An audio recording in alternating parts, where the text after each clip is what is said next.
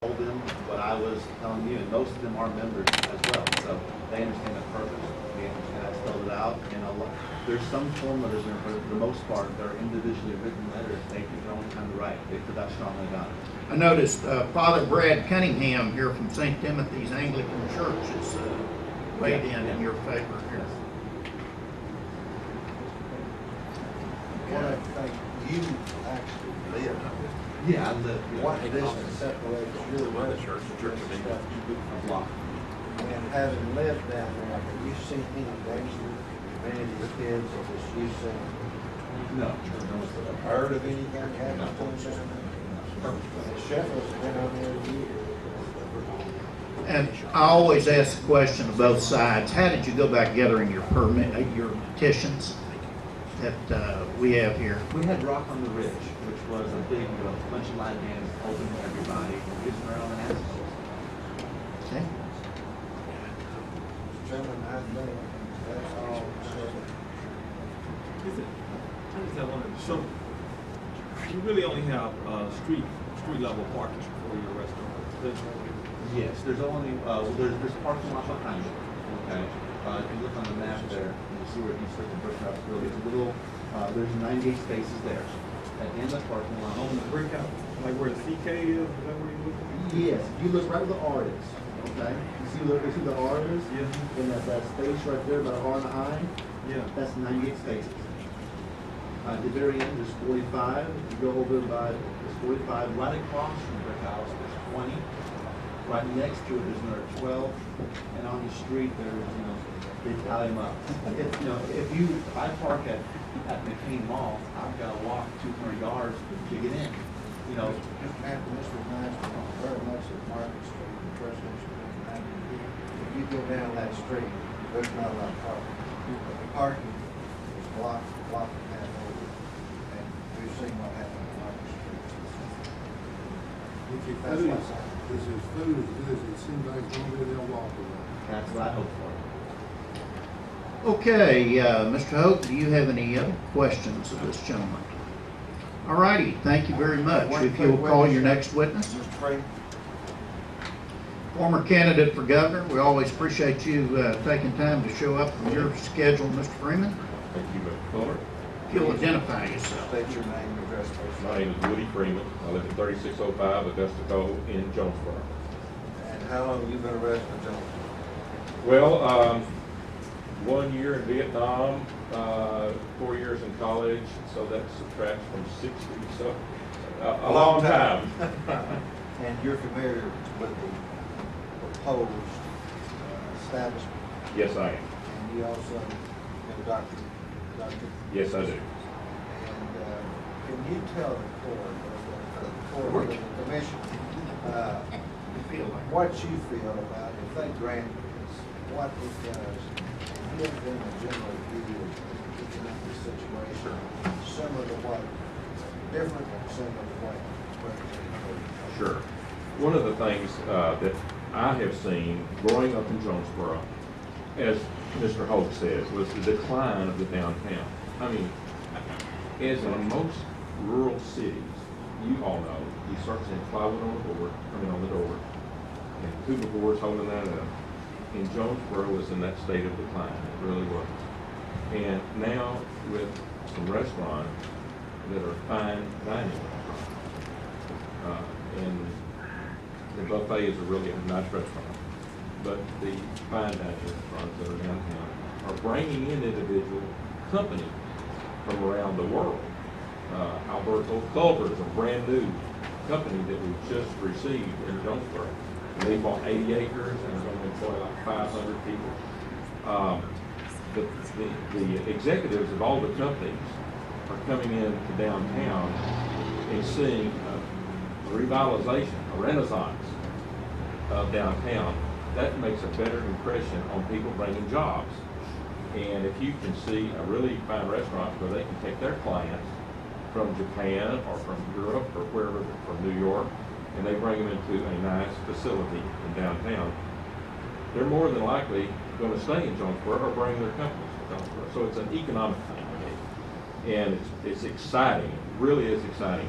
What we found where the Brickhouse is gonna be located is it's on the northern part of downtown, where there's really nothing. The other restaurants are on the block south. So this will help the revitalization of the northernmost part of downtown Jonesboro. It's a wonderful place. The building is absolutely gorgeous what it's doing. You walk in, it's gonna be open and huge chandeliers. It's gonna be exceedingly nice. And I've known Dr. Johnson for some time. We do go to church together. He's a wonderful, good man. He's really, really good. And anything that he does is first class. And I'm very excited about the possibility of having it. Any questions? Yes, sir. Mr. Freeman, I do remember your candidacy, but I don't remember what line of work are you in? How do you make your living? Well, I was in the computer software business. I sold our business in the year 2000. Right now, I am currently building some houses and own real estate. Our business, though, when we had it for the last 20 years, we developed funeral home software and utility billing software. And we were all in all 50 states. We were in Japan, Guam, the Philippines, all through the Caribbean. And we had customers come to Jonesboro. Did you have your home base is in Jonesboro? Yes, that's correct. Was your business hampered at all by not having? I guess at that time you would have had 3 places that had alcohol. No, in downtown, we really didn't have but one. I just remember your candidacy. You represented yourself as a successful business person. But I had hair. I don't remember it I don't remember it at all at any point you suggesting that you were harmed because Jonesboro did not have alcohol. That your business development. In business development, as you know, if you go to anywhere in the United States, anywhere in the world, and you're trying to have a cosmopolitan atmosphere so that a business, a large international business, will come to your area. Let me be real specific. Did you at any time lose any business because you could not take one of your clients or one of your prospective customers to a restaurant that served alcohol? At any point did you lose anyone? I belonged to Ridgepoint Country Club, and I would take them there. So you can't pinpoint, No, I mean, say, but hey, where- they wouldn't count. But if I would go to New York City, or if I would go to Atlanta, we would always go to a restaurant to do. Let me ask the other question. You drew a nexus with Alberta Culver, and I guess 9 places of business in Jonesboro that serve alcohol. So you would have me to, as I consider voting, one way or another, you would have me to believe that Alberta Culver looked at Jonesboro, looked at those 9 places, and I said, have no idea. I have no idea. okay, that's. No, I'm just saying we have international businesses that they bring clients into.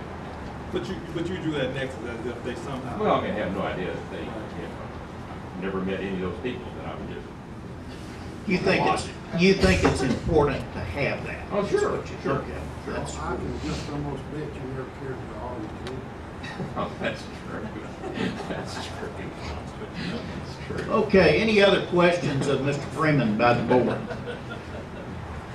You have anything else Mr. Freeman needs to add? Mr. Hope, questions of Mr. Freeman? Woody, thank you very much for taking your time to come down here. Thank you. Thanks. Thank you. All right. Long time acquaintances, Mr. Luke. Okay. Rest for the moment, okay? Mr. Hope, you're up to bat. All right. One first thing I'd like to do is enter some exhibits. I can do that through a witness if you want, or I can just simplify the process and get them all in. Why don't you go ahead and put them in, anything that will help us move forward. Very good. The first exhibit I'd like to put in the record is total 4,181 signatures on petitions and grants. And asking for the council here.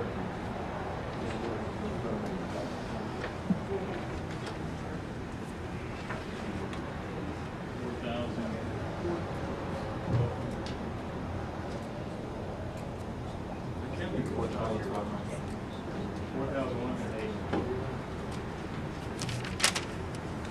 The next exhibit would be a group of letters, and I'm giving you, as I pass them down, I'm giving you, I have copies made for each board member. If you don't want them, feel free to throw them away, but I made extra copies of those that you pass down. This is a letter in opposition from Quillan Vincent, Mayor of City of Bay, Craighead County, Arkansas. Bay, it's a suburb. Next is a letter. Next is a letter from Joe McKeel, which is Brooklyn City Mayor from Brooklyn, Arkansas. I believe that is also in Craighead County. Letter from the Mayor of City of Caraway in Craighead County in opposition. Letter from the Mayor of Bono, which is in Craighead County, in opposition. Letter from the Mayor of Cache, Arkansas, Leroy Burden, opposition. He's in Craighead County, I believe. Letter from Mayor Norman Williams in Craighead County, that's Black Oak, Arkansas, in opposition. And a letter from Jerry Bowman, Mayor of Lake City, Arkansas. And yes, in opposition. Further, I would move to introduce a letter from Dale Haas, Craighead County Judge, in opposition. Letter from Mary Suter, Craighead County Justice of the Peace 9. Opposition. J. Dwayne Hogan opposes. She's Justice of the Peace District 8 of Craighead County. Max Render, Craighead County JP 6, in opposition. And this is Michael Hawkins, Justice of the Peace District, I believe this is 10 in Craighead County. This is Jim Bryant, Justice of the Peace District 3, Craighead County, opposing. This is Dan Oswald, Craighead County Justice of the Peace District 2, opposing. Most of these letters do give their reasons for their opposition as well. Charles Smith, Quorum Court, District number 12, in opposition.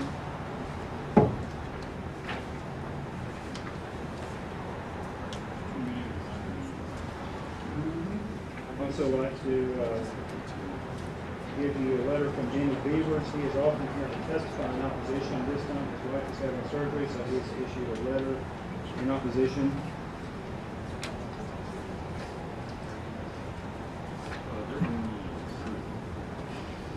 Further, Larry Bailey, President of City Youth. I believe we've had some testimony about City Youth, which is about this organization facility about a block away. This is the president, and he is in opposition. That's the letter from him. And finally, Renell Woods, the director of City Youth, which is about a block away. Like I said, we've already heard testimony about that. And this is dated December 20, 2006, in opposition. Mr. Cook, would it be safe to say, and I'm trying desperately to look through these as you're giving them to us, almost everybody in here that writes a letter references the City Youth Ministries.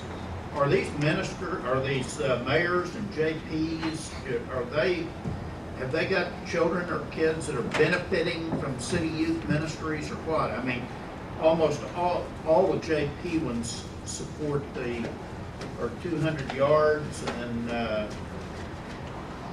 they're certainly, like his form letters, they're all very similar letters, but are all these mayors from all these surrounding communities, are they benefiting from City Youth and they're mad because this is going to go on? What's this all about? Mr. Fuller, obviously I can't speak for the people who wrote these letters, whether they're mayors, justice of the peace, or foreign court, or anything else. I can simply say that the mayors, the outstanding people around this county know what City Youth is. They know it's an important organization. Whether they get direct benefit from it or not is I guess, analogous to whether people get direct benefit from the alcohol service. There's indirect benefit from any organization benefiting the youth of Jonesboro, keeping the youth of Jonesboro off the streets, drug-free, and so forth. There's direct and indirect benefits from that. And all of these people around the whole county are very interested in not having alcohol coming too close to this organization. Let's see. Mr. Chairman, I'd like to ask a question to David here. I'm looking in the file, and every time there's a Jonesboro bill, Brent Davis, the prosecuting attorney, sends down the same form letter. And in it, David, I mean, his information is just absolutely about as wrong as can be. I mean, is this guy just doesn't have a clue, or, I mean, he keeps sending the form letter, and it's kind of, I mean, it could have more false information in it than it has. I mean, you didn't introduce that in this stack out there. Mr. Bingham, my response to the question would be, first of all, you're right, I didn't introduce that to the stack. I'd be happy to answer any questions you gave me about anything that I've introduced. Mr. Davis, I can't speak for him any better than I can speak to anyone else who's not here, other than he is an elected official of the City against us. Well, I mean, as many, if I can finish, as many politicians and lawyers and people do all the time, they give their opinions about things and try to back them up the best they can. The opinion is still the opinion of the elected official, whether you agree with such things. well, I mean, just the stuff that he says in here, I mean, it couldn't be farther from the truth. And he's calling this dispensing of alcohol for charge in the Dry County of Brock. The legislature passed this, and I mean, it seems like this guy could get clued in a little bit. Does he need a civics lesson up there, or what? Again, I can't and I won't answer questions on something that I didn't introduce, I didn't write. But it's the same letter every time. He just changes the date. I can't, there's no response to that. Okay, I understand. Thank you. I'll be back to spot, I agree with you. Well, Just let us it's Christmas time here, gentlemen. I've looked at just almost every one of the letters from the outlying mayors. Every one of them, and they reference the city youth ministries, and they're concerned about that it's 500 yards. They come back almost to a person. They say the county voted dry 30 years ago and should stay dry 30 years ago. They don't reference in here the fact that this board has to deal, as you know we do, we have to deal with a private club law. So, though they're expressing their opinions here as mayors from outlying cities, I don't know, maybe some of them are upset because they can't get one of these places in their areas. But it looks like that they've got some direct correlation that they're benefiting from city youth ministries, because they really, all of them have hit that. It's kind of odd, isn't it, Mr. Chairman? I think it's unique. I think anyone in the county is going to benefit from the service that provides I do too. uplifting things to youth. And I couldn't if agree they don't more. want alcohol near that facility, but would possibly bring down the facility, that's the case for. I think that's right. First witness I'm going to call, and this is not to give his opinions about things. The board is very, very, very familiar with his opinions on this issue. But he did some of the counting and gave me the numbers that I couldn't talk about earlier, so I'll call out Mr. Hester. I knew that's who that was. Bob's a tactician. All right, we're happy to have you. No, you have not been sworn in. You can tell the truth or anyone. Please raise your right hand. Do you solemnly swear and affirm the testimony you're about to give in this hearing is the truth and nothing but the truth, so help you God? Thank you, Bob. Mr. Hester, basically what I'm going to do here is hand you the pink piece of paper that you gave me with these numbers on and ask you to explain those to the board. And just how you came up with these numbers, where you got them.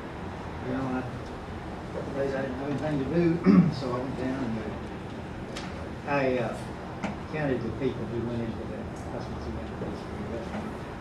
And these are the numbers, you already have the numbers up there. Bob, you sat outside and counted. Yeah. Yeah, I did. It's a number, I voted for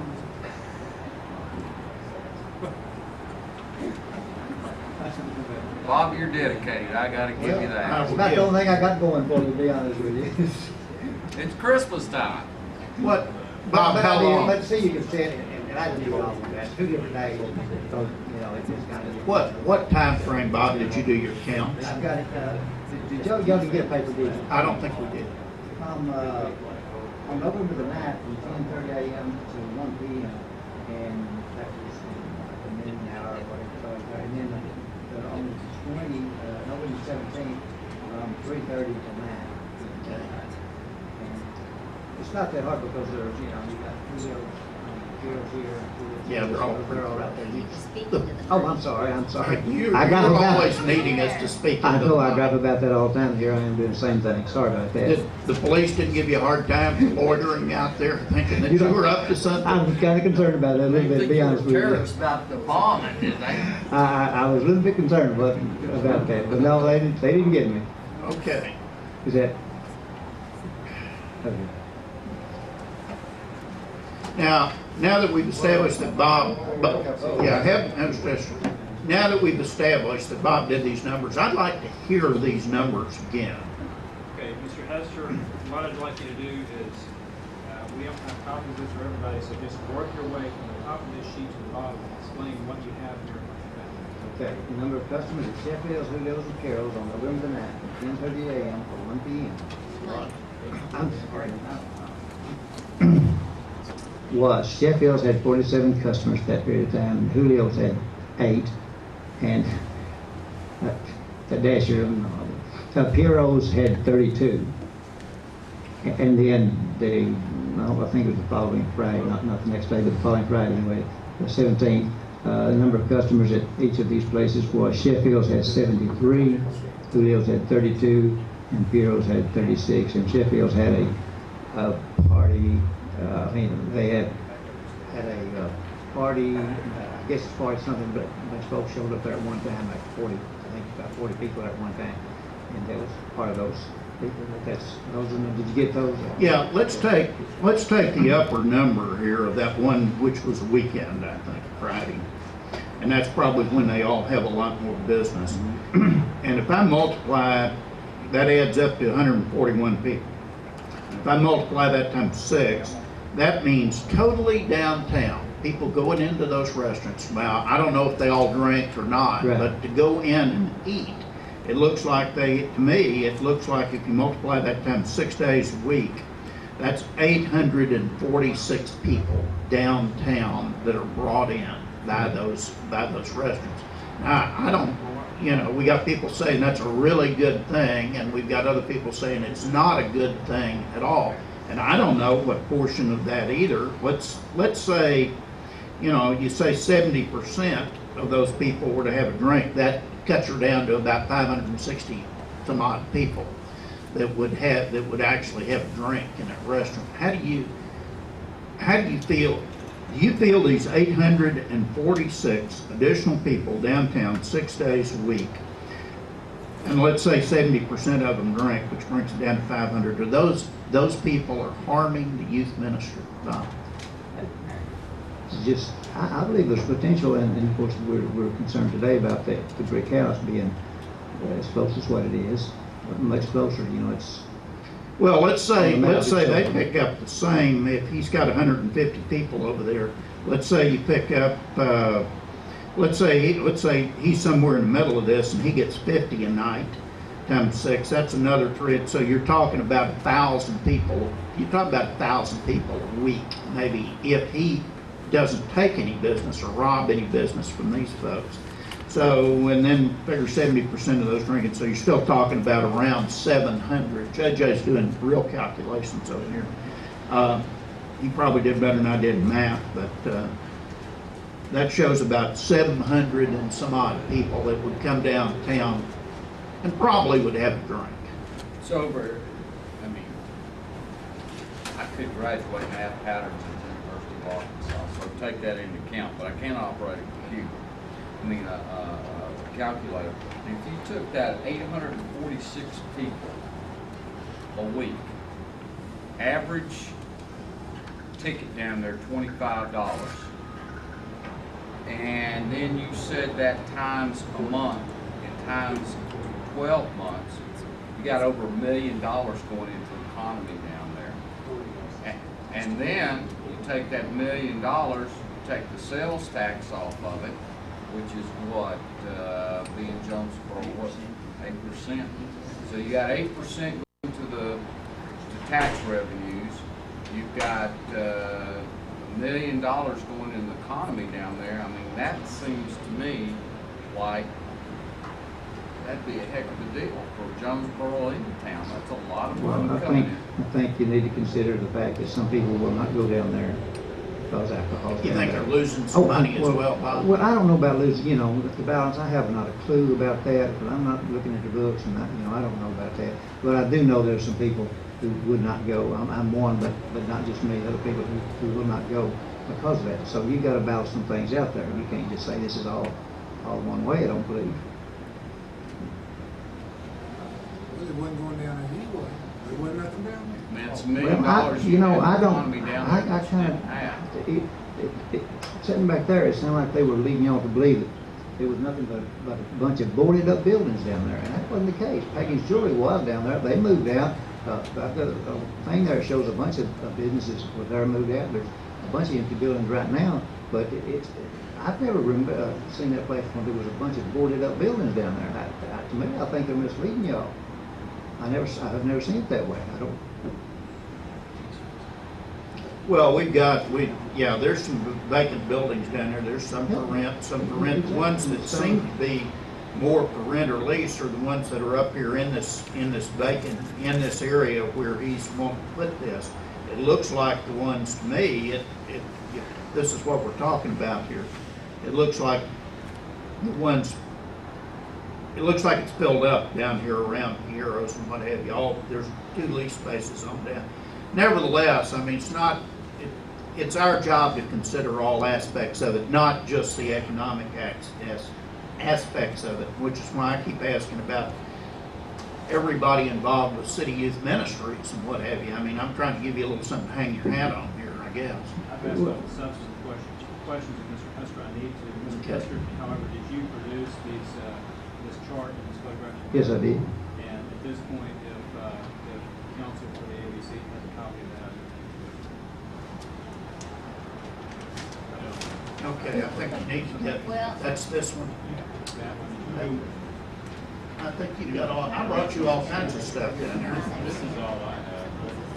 Yeah. And I haven't introduced that yet, so. Okay, Mr. Hilbert, are you Ask her a through? question. Yes. I'm wondering, now, these people go in and have dinner. Okay, they have a drink, one drink with their dinner, usually.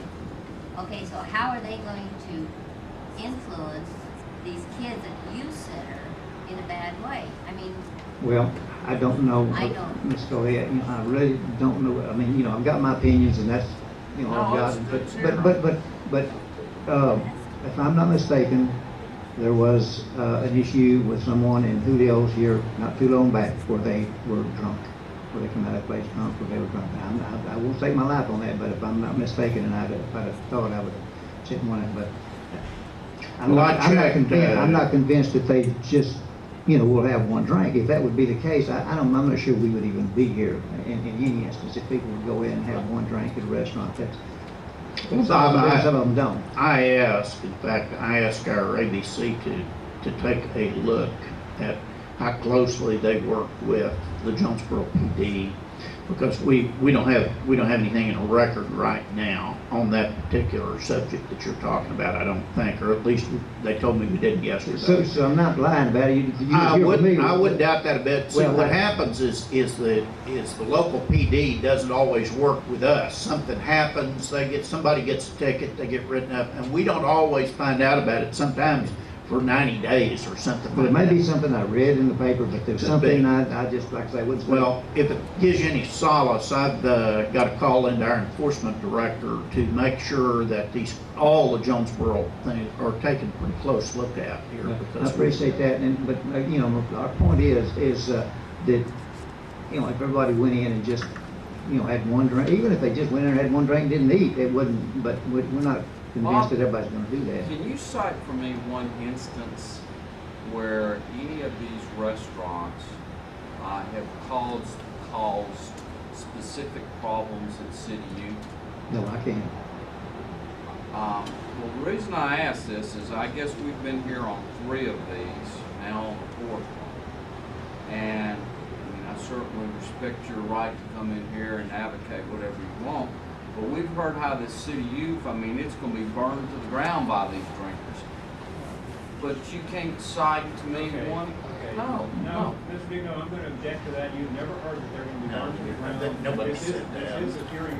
They have said many times in here, they have stated that all these terrible things, maybe they didn't say burn to the ground, David, but they insinuated bad things were gonna happen to city youth. And I want examples, one Well- thing that's happened since these 3 restaurants have been I there. do not have it, but I do know what alcohol does, and that's why we've got an ABC board. We don't have a soda pop board down here before, because there's problems with alcohol, and we know that everybody does not control themselves when they drink. I was talking to Mr. Candidate for the governor, Woody, what's his name? Oh, Woody Freeman. yeah. He's still here. And he said he was a responsible drinker, and I believe that, and there are a lot of responsible drinkers, but there are a lot of people who not, and we don't have any guarantee. And Renell, the director, called me out of concern about this early on. That he was concerned in particular about this one being this close, with so many kids, and so many of them have to walk over there to this. And it's just something that's, these kids maybe from that type of, lifestyle or something like that, that affected by alcohol. I don't know, but there is Now- genuine concern. It's not, Okay, it's not fake concern. Okay, we're gonna need to kind of tidy this up and move along here if we can. David, do you have anything else of As I Ms. said, Hester? I had one substantive question, that's all I have. Okay. Do you have any questions, Ms. Hester? Yes, Mr. Hester, of these children who presently use, how many of them live on the north end of Main Street and in their tracks? I don't have percentages on that, but Can you name me one? well, no, but I Name think me it, one child who has to walk down Main Street, USA, and be in fear of their life up there in Jonesboro, Arkansas. no, I can't. Okay, I know. Okay, Bob, thank you as always. I know Thank you, you're appreciate it. sincere in your testimony. Thank you so much. Okay, who else have we got? Okay, Stan? Stan Jacobs. Jacob, I'm Mr. sorry. Reverend Jacob. Stan Ballard.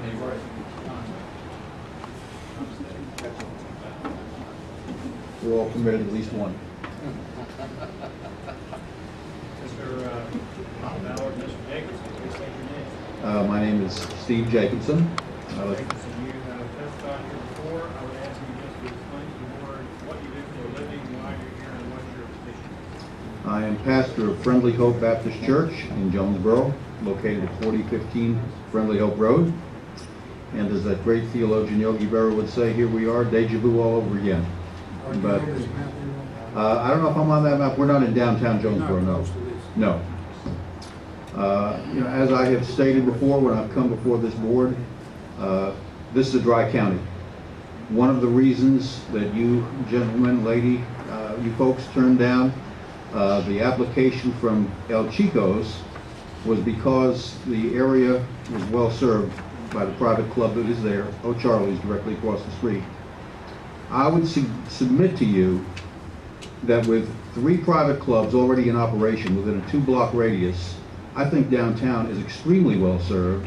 We have Mexican food, we have Italian food, and we have Sheffield serving a varied menu. Now, I have listened to the testimony, and I think the Brickhouse restaurant sounds like a great place to eat. The food sounds very enticing, and I know that if it's as good as it's cracked up to be, folks will go there whether they can have a drink or not. People were eating in restaurants in Jonesboro before there was the opening for them to become private clubs. Sheffield's and Piero's were already drawing people downtown before they were given alcohol permits. It's not a necessity to get people downtown. Offer them something they can't get anywhere else, and if it's good enough, if you build it, they will come. And so I believe absolutely that the downtown area is as well served an area as there is anywhere in Craighead County. 3 private clubs currently operating within a 2-block radius seems to me to be adequately served. And I just don't think we need any more, particularly in that area. Steve, how do you rationalize, for example, Jonesboro Central Planning, Jonesboro Regional Chamber, Downtown Association? They don't agree with that. I understand that. They think that the downtown area needs to, I guess they're thinking it needs to be like we've got down here in the River Market. And like everybody else, I watched that go from a derelict place to I guess they got 15, 20 restaurants down there now, all on a restaurant road. You think that's what they're trying for here? Well, I can remember the Julio's hearing when we had a representative from the economics department at Arkansas State University who specifically said their goal was to create a little Beale Street. If they want to do that, let's do it the right way. Let's get it on the ballot, have the county declared a wet county, and create Beale Street. But it's ridiculous to try to do this in a dry county and just say, well, you know, that's the way it is. Well, once again, you know, as I'm always admonishing people, that that's one of those creatures of the state legislature that you and Bob might get a chance to go over there and work all this out. And I certainly hope so. Okay, questions of Reverend Jacobson? Mr. Hilbert? Yes, You sir. have questions, all right? Well, wait, no, Mr. Reverend Jackson. Yes, sir. There are a number of city officials, county officials who are in opposition. There are 4,181 letters that have been Signatures. submitted, Mhm. signatures that have been submitted. These folks who are in opposition. That to me seems like a substantial number of persons who would take some effort to speak out against this. I could not agree with you more. You know, and as I sit here, I certainly want to weigh all of the factors and 7 factors that we think about. And one of those 7 factors is we think about what the opposition said, and what the support folks said. And it seems to me that your community is real divided. Extremely. In this matter.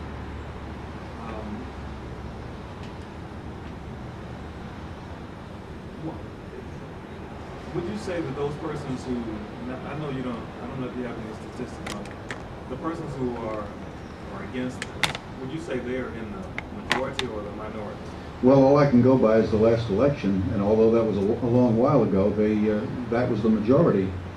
And, you know, to me, if people want the free flow of alcohol in Craighead County, there's a legitimate way to do it. If you want to put it on the ballot, obviously it takes time, it takes money, and you run the risk of losing the election. If you lose, you know, then it could be another 30 years before the issue comes up again. As the legislature, in their quote-unquote infinite wisdom, has seen to do it, they have established Act 1813, which has thrown it into the laps of you folks to try to basically circumvent the electoral process. They can get what they want piecemeal, one restaurant at a time, and ultimately the restaurant owner, the business owner, is the one who bears the expense. He has to hire the attorneys. You guys have to make the tough decisions. And those developers in Craighead County who want alcohol don't have to put their names and reputations on the line. I think it's cowardly.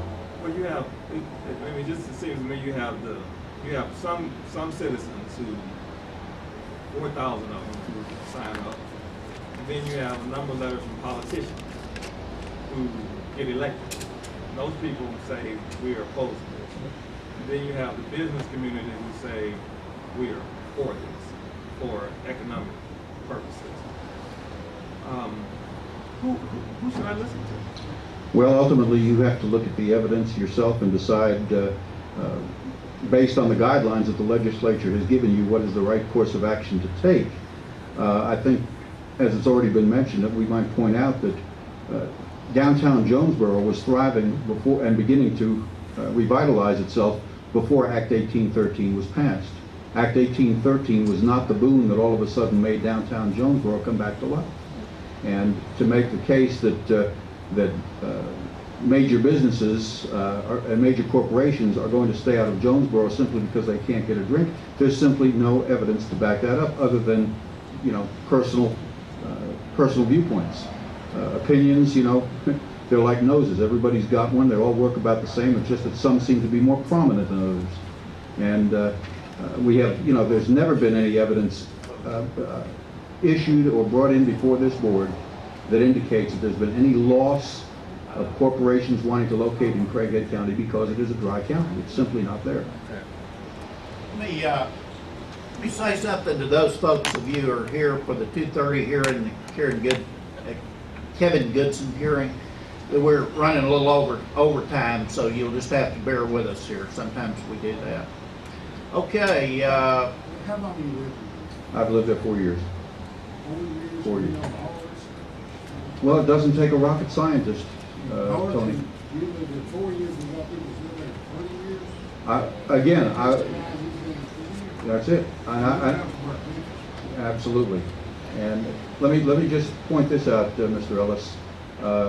When we have asked witnesses at this table, as I did in the Julio's hearing, have they to present one case of a corporation deciding not to come to Craighead County, there's never been any entered. I mean, that doesn't take a genius to figure out that it's just not there. Well, the same thing could be said about your city use. There's Let me put it this way, Ms. Cody. As Bob Hester has already stated, we're not concerned so much about the person who comes in and has one drink. But if you listen to the commercials that are being put out now, drunk driving, buzz driving is drunk driving. I don't know of all of you individuals how many drinks it would take at a restaurant to have you driving buzzed. But when you've got youth on foot within a close proximity, do we want to wait until somebody gets hit by a car before we say, yeah, perhaps this was too close?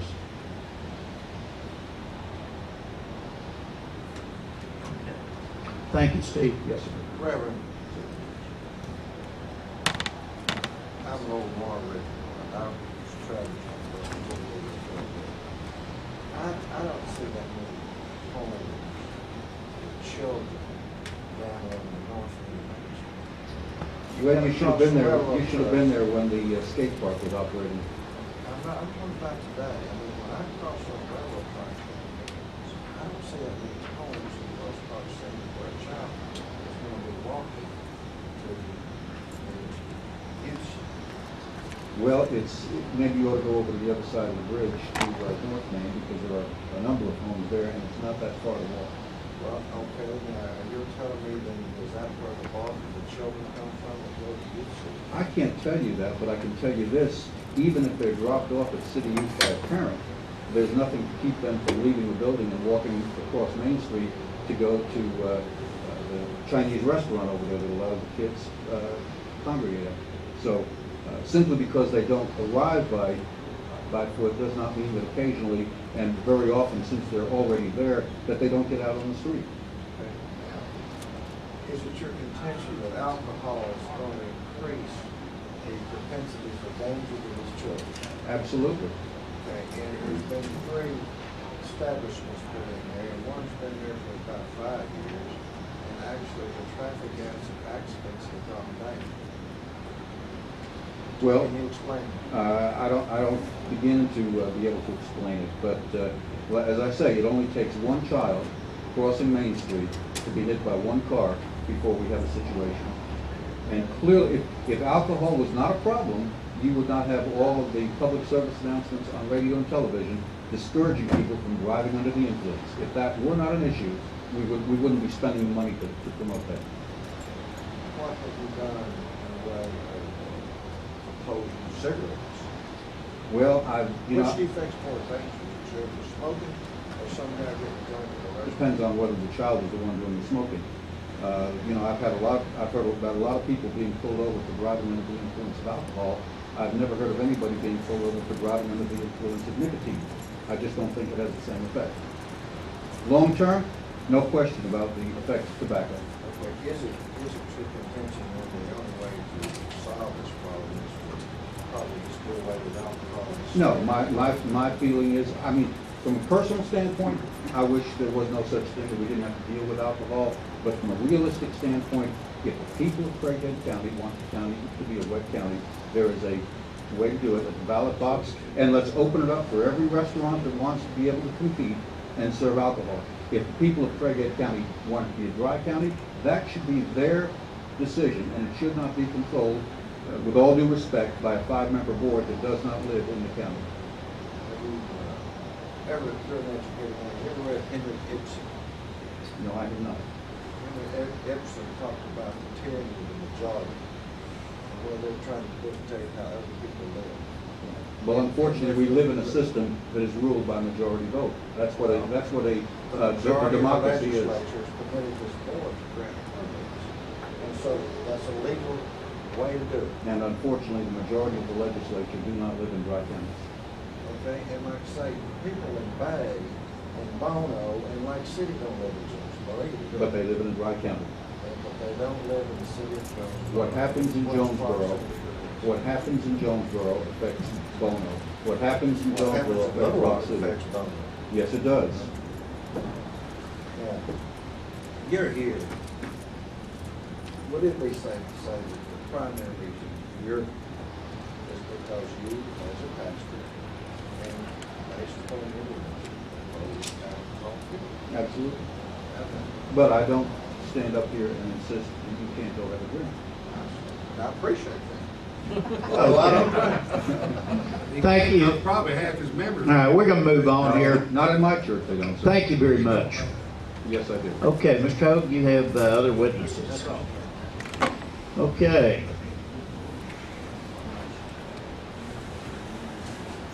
Do we have any further items that either one of you would like to put into the record on this case? Anything else? Okay. Okay, at this time then, I'm going to entertain summations. If you will, Mr. Hilburn, on behalf of your client or else your client, please sum up as to why you feel the permit should be granted. Chairman, I think it's better said by the witnesses than myself, that what has happened to the downtown area of Aurora. And I think it can be analogized to what's happened on First Nation Avenue, what's happened to Dixon Street and Fairfield, and what's starting to happen a little bit. All right. With some revitalization, which is part of what's happening in downtown, because if you go to the corner there in Conway, redoing that building, it was like, it was like, things were happening.